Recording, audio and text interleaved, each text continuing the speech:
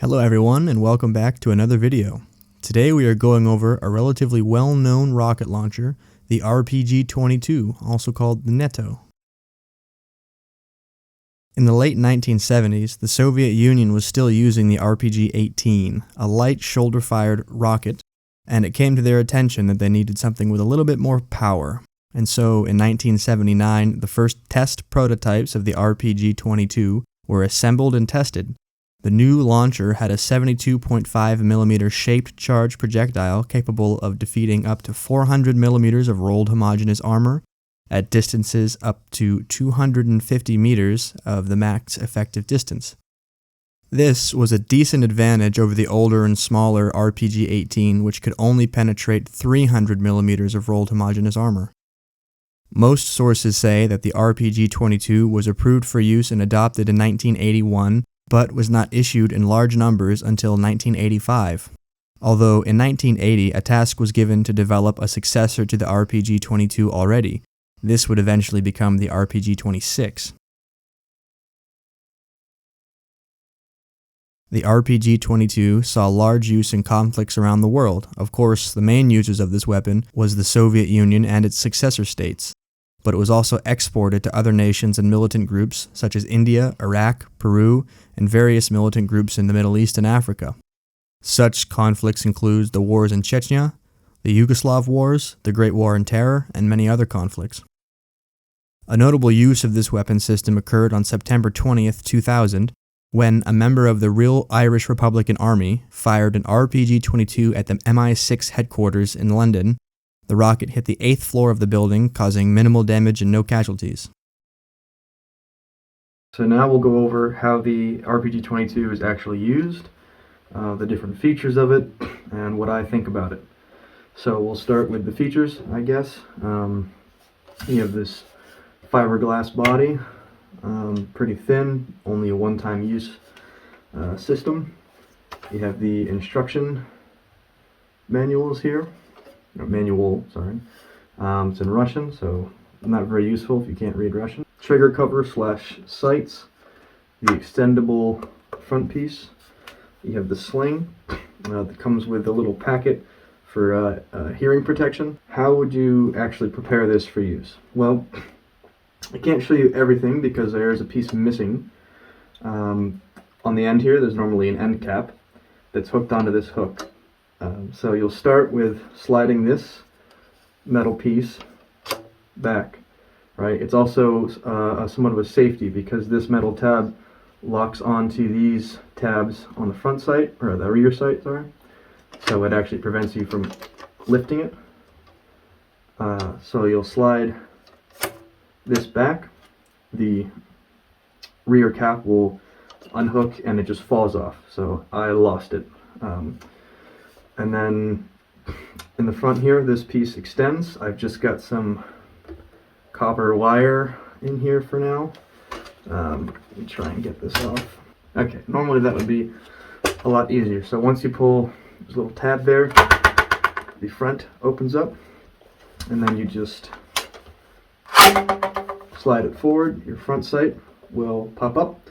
It's got settings for, difficult to show you, 50, 150, and 250 meters.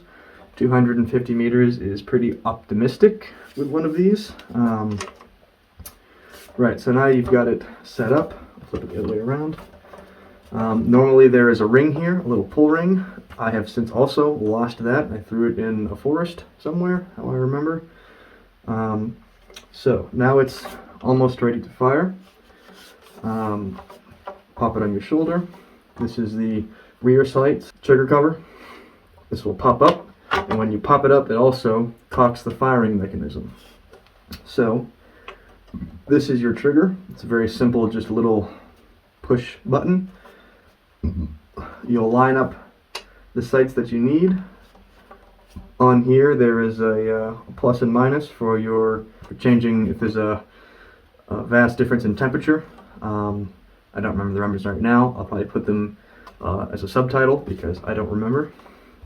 You'll line up your sight. The sight picture here is pretty terrible. You'll line it up and then you just press down on the trigger, and boom, there it goes. And then you take it and you throw it away, or keep it like I did. I like to, just hold on to these things. They're fun to, play around with or use for training or something else, or donate to museums. I like to do that. Another note with these is that once you have cocked this firing mechanism, it cannot be uncocked. So if you get to wherever you're going to be to shoot at some position somewhere, and you cock it and then you don't actually end up firing it, there's no way to really make it safe again. So the general idea is that you just sort of fire it in the direction of the enemy. Here in Ukraine, it's pretty much, trench lines, so as long as you shoot it somewhere towards the enemy trench line, you'd probably be all right. In terms of effectiveness on these, against modern tanks, pretty much nothing, and it's very difficult to get that close to them most of the time.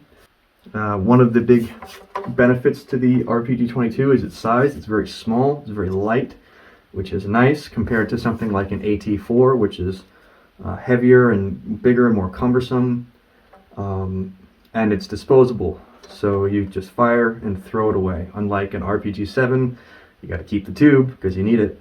So yeah, I think it's a great little system. I mean, most of the time I've seen these used, it's been against buildings, small houses, sort of a general directional weapon. Also effective against light vehicles, soft stand vehicles, trucks, jeeps, that sort of thing. Also against lightly armored vehicles, BTRs, BMPs, you could use something like this.